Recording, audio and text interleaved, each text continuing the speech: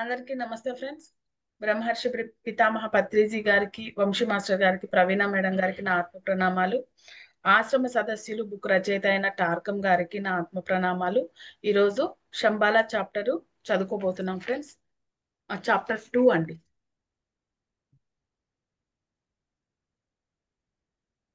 రెండు వేల సంవత్సరంలో శంబాల శక్తి అధిష్టానాన్ని దాటుకొని సూటిగా మానవాళిని చేరుతుంది అని మాకు బోధించబడింది. 2000 సంవత్సరంలో శంబాల శక్తి అధిష్టానాన్ని దాటుకుని సూటిగా మానవాళిని చేరుతుంది అని మాకు బోధించబడింది. అది అంటే ఎంతో మానవాళ్ళందరికీ అందించబడుతుంది శంబాల శక్తి. అది ఎంతో ముఖ్యమైన సంవత్సరం అని టిబెటన్ గురువులు తెలిపారు. దాని కొరకు సంసిద్ధతతో ఉండమని ప్రత్యేక సూచనలు ఇవ్వబడ్డాయి. అంటే ఆ శక్తి వస్తుంది, దానికోసం ప్రత్యేకించి కొన్ని సూచనలు ఇచ్చి వాళ్ళు ఆ శక్తి తీసుకోవడానికి రెడీగా ఉండమని తయారు చేసుకున్నారు అనమాట. శంబాల శక్తి విశ్వ అయస్కాంతతతో నియంత్రించబడుతుంది. మన నక్షత్ర మండలానికి పాలపుంతకు మూలం విశ్వ అయస్కాంతమే. మన నక్షత్ర మండలానికి పాలపుంతకు మూలం విశ్వ అయస్కాంతమే. ఈ నక్షత్ర మండల కేంద్రంలో విశ్వ అయస్కాంతం ఉంది. అది లక్షల సంవత్సరాల నుంచి ఈ నక్షత్ర మండలాన్ని కలిపి ఉంచుతోంది. ఈ కేంద్రం అయస్కాంతం ఈ నక్షత్రాలు, సౌర కుటుంబాలను మాత్రమే కాక రాశి చక్రాన్ని కూడా కలిపి ఉంచుతోంది. మన నక్షత్రం ఒకదానికి ఒకటి కనెక్ట్ చేస్తూ ఉంది. మన నక్షత్ర మండలంలో అనేక రాశి చక్రాలు ఉన్నాయి. అవి అన్ని విశ్వ అయస్కాంతం వల్లనే లయబద్ధంగా ఐక్యపదంలో పరస్పరం బంధంలో ఉన్నాయి. మళ్ళీ చదువుమా.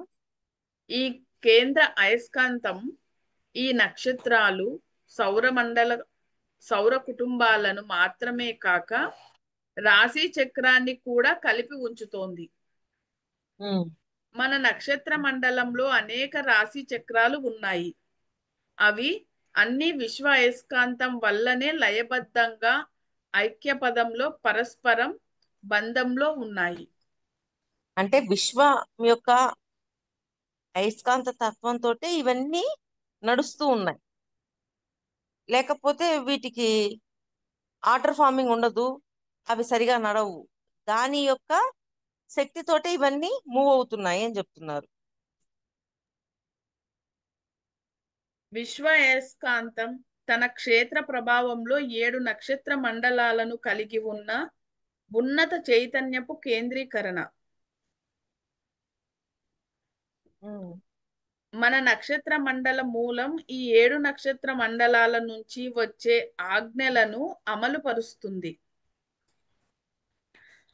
నక్షత్ర మండలాల మూలము ఈ 7 నక్షత్ర మండలాల నుంచి వచ్చే ఆజ్ఞను పూర్తిగా పాటిస్తుంది. విశ్వ అయస్కాంతం అమోఘమైన శక్తిని లయబద్ధంగా వెలువరిస్తుంది. కోట్లాది నక్షత్రాలకు పోషణ ఇస్తుంది. అంటే విశ్వ అయస్కాంతము వీటన్నిటికి కావాల్సిన శక్తిని అందిస్తూ, అంటే శక్తి అంటే అదే పోషణ, ఆ పోషణను అందిస్తూ ముందుకు తీసుకెళ్తాయి. ఒకవైపు పరిణామం కోసం తీవ్ర ఆకాంక్ష ఉంది, మరొక వైపు వినాశనం కూడా ఉంది. అంటే రెండు ఉన్నాయి. పరిణామం కోసం జరిగే ప్రోత్సాహం ఉంది, వినాశనం కోసం జరిగే అంటే పతనం కోసం జరిగేవి ఉన్నాయి. రెండు ఉన్నాయి. విశ్వ అయస్కాంతం ఈ శక్తిని చక్రీయంగా వెలువరిస్తోంది. ఆ శక్తి అలా గ్రహాలను చేరినప్పుడు శంబాల శక్తిగా మారుతుంది. మళ్ళీ చదవలేను, ఒక్క నిమిషం. ఒకవైపు పరిణామం కోసం తీవ్ర ఆకాంక్ష ఉంది, మరోవైపు వినాశనం కూడా ఉంది.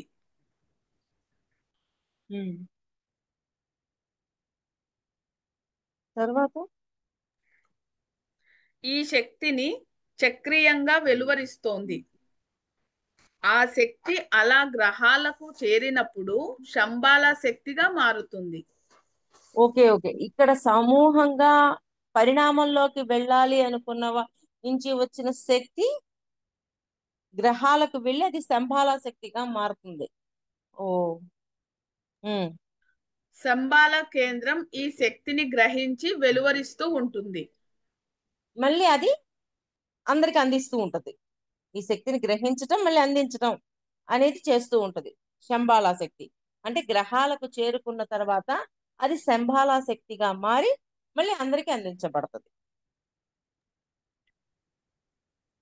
అంటే ఇప్పుడు